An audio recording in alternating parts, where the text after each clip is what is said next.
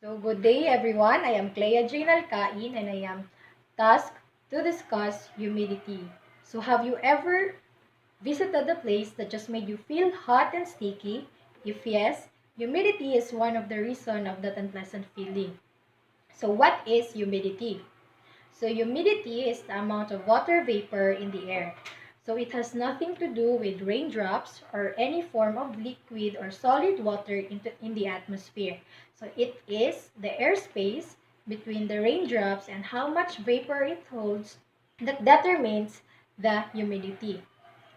Humidity depends on temperature. So the temperature outside coincides with how humid it can be. So for warmer temperature, which so the air is less dense, therefore there will be more room for water vapor to fit into the air. And for cooler temperature, which is the air is more dense, so there will be less room for water vapor to fit into the air. So the higher the temperature, the more water vapor the air can hold. So for colder air cannot handle as much moisture as warmer air. So if there's a lot of water vapor in the air, so the humidity will be high. So the higher the humidity, the wetter it feels outside. So moving on, so how humidity is formed. So through the process of condensation, humidity is formed. So we are all familiar what condensation is, and it was already introduced to us by the previous reporter. So through condensation, the moisture of water vapor that the air holds forms water drops that creates humidity. So there are various forms of condensation.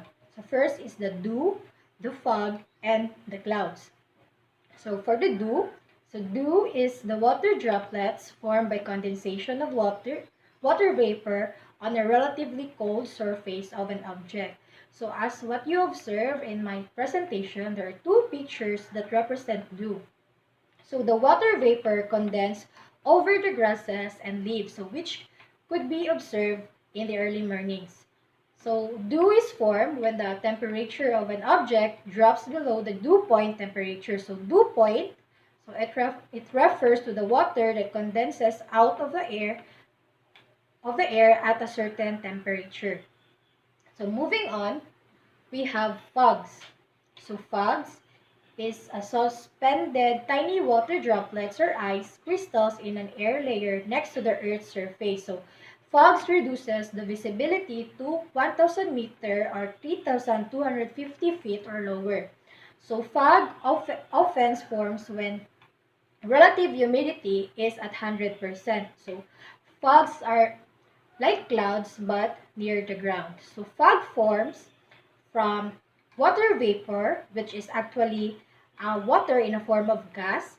So when the air cools, water vapor in the air condenses back into liquid. So this liquid accumulates the dust, resulting to fogs. We have the clouds.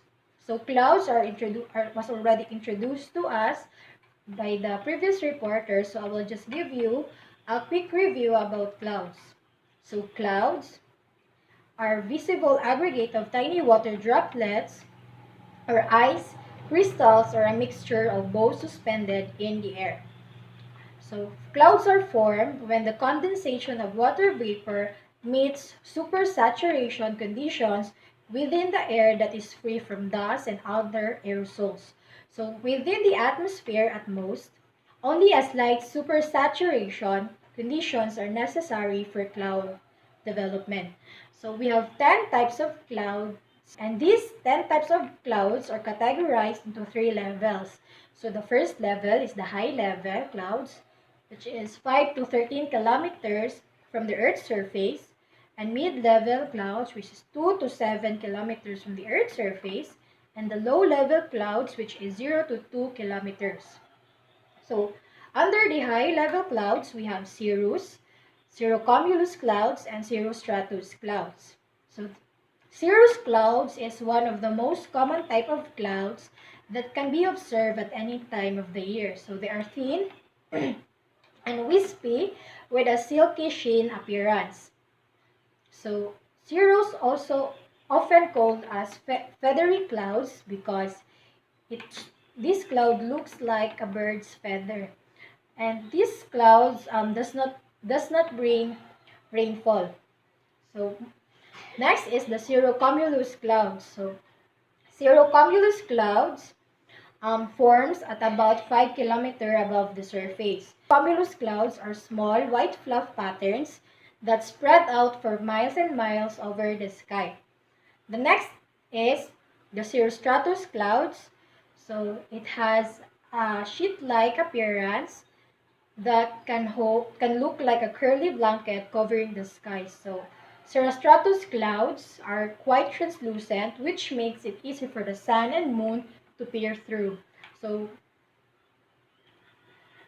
the example of cirrus cloud is at the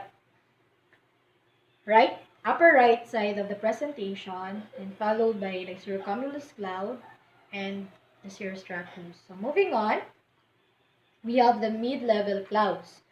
So under mid-level clouds, we have the altocumulus clouds, the altostratus, and the nimbus stratus. So altocumulus clouds usually appear between lower stratus clouds and higher cirrus clouds, and normally precede altostratus when a warm frontal system is advancing. So example of altocumulus clouds um, is on the upper right corner of the presentation. The next is the altostratus. So it is often spread over thousands of square miles and are strongly linked to light rain or snow. Altostratus clouds are not capable of yielding heavy rains, so it's common for altostratus clouds to morph into nimbostratus clouds, which are packed with moisture and can deliver a pounding. So next we have the nimbostratus. So nimbostratus form as a result of a gradual accumulation of moist area over a large area as the warm and moist area higher up in the atmosphere where it condenses. So the examples are attached presentation. So moving on, we have the low-level clouds, stratus, cumulus, cumulonimbus, and stratocumulus. So stratus, so this is simply mist or fog when it forms close to the ground. So stratus composed of thin layers of clouds covering a large area of the sky. So the example is on the upper right corner of the presentation. So cumulus, so these adorable piles of cotton form a large mass with a well-defined rounded edge, so which explains the name cumulus, which is from Latin word for heap. So it is cumulus is the most recognizable out of all types of clouds. So it looks like a cauliflower and it's often white or grayish, and they are also rain-bearing clouds. So next is the cumulonimbus. So cumulonimbus is fluffy and white, so like cumulus, but cloud formation are far larger. So next is the stratocumulus. It looks like a thick white blanket of stretched out cotton. So they resemble cumulus clouds, except they're far bigger. So moving on, so I have here the three measurement of humidity. So I will just give you, so this topic covers the top part of the next reporter. So I'll just give you a quick intro about the three measurement of humidity or the types of humidity. So first is the absolute humidity. So it is the mass of water vapor contained in a given volume of air.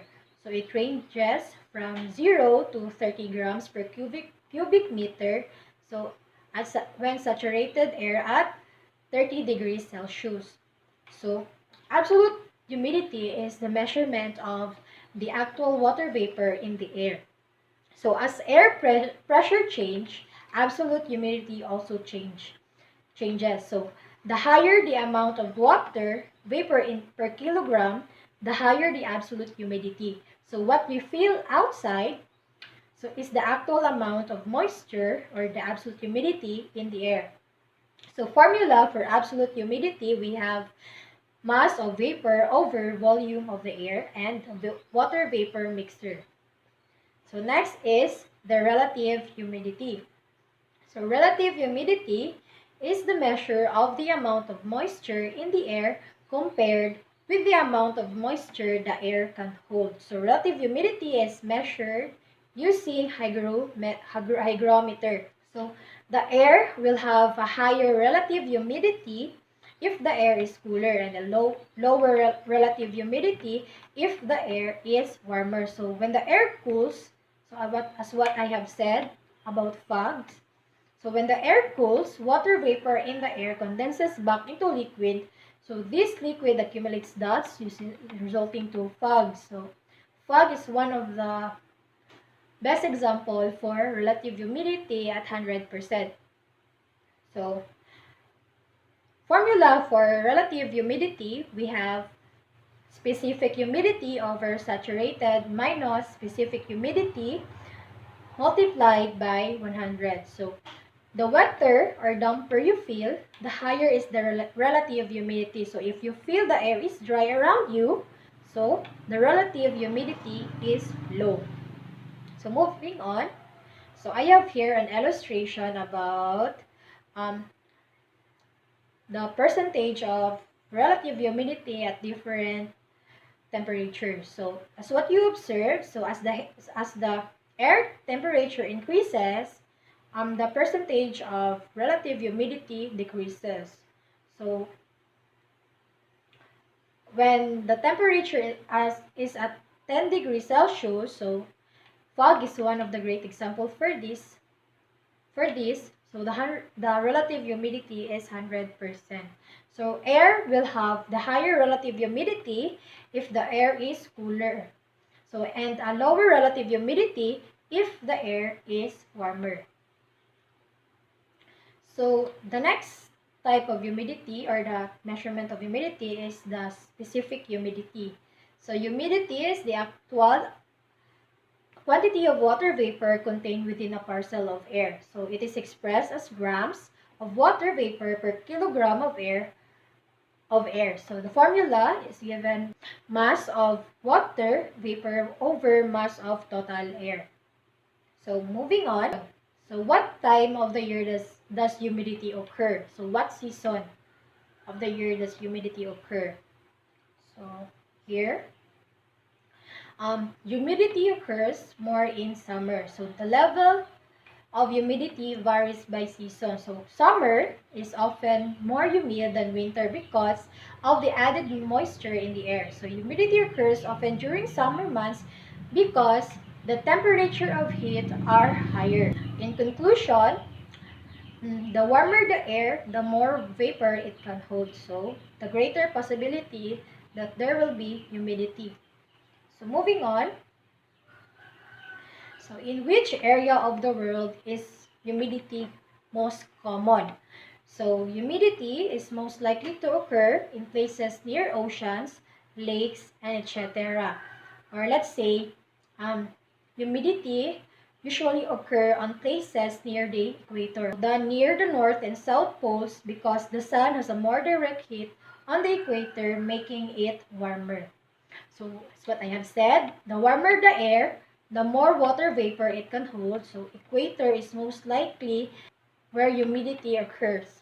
Places near the equator. So, moving on. So, have there been any such events in our area? So, yes. So, humidity happens every single day in the different areas of our country, which is the Philippines. So, it happens in the areas where near the lakes, oceans, rivers, or any other bodies of water. So due to high temperature and the surrounding bodies of water, the Philippines has a high relative humidity. So the heat, so as what we know that we are surrounded by bodies of water, so the heat and moisture from these bodies of water cause humidity. So considering also that our country is near the equator, so humidity is very common to us. So moving on, so we have here the factors of weather that interact to produce such an event, which is the humidity.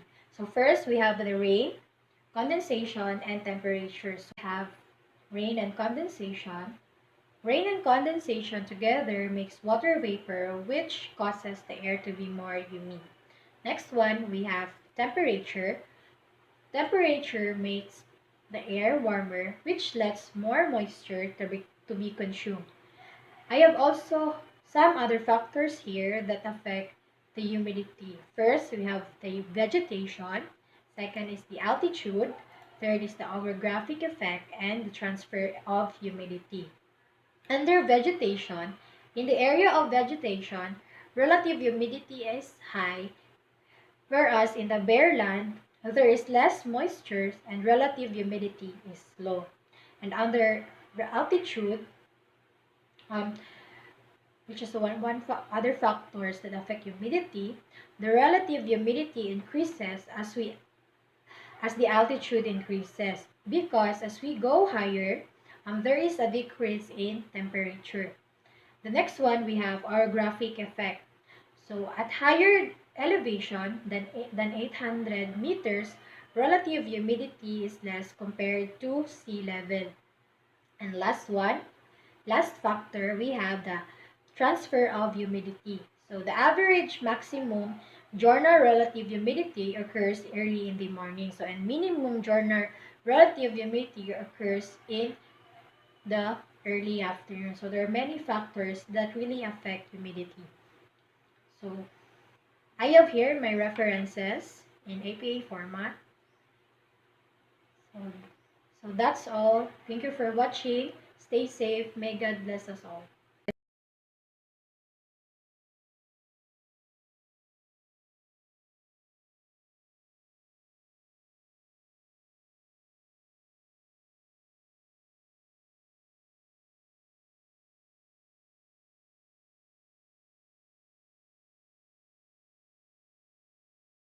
Take all.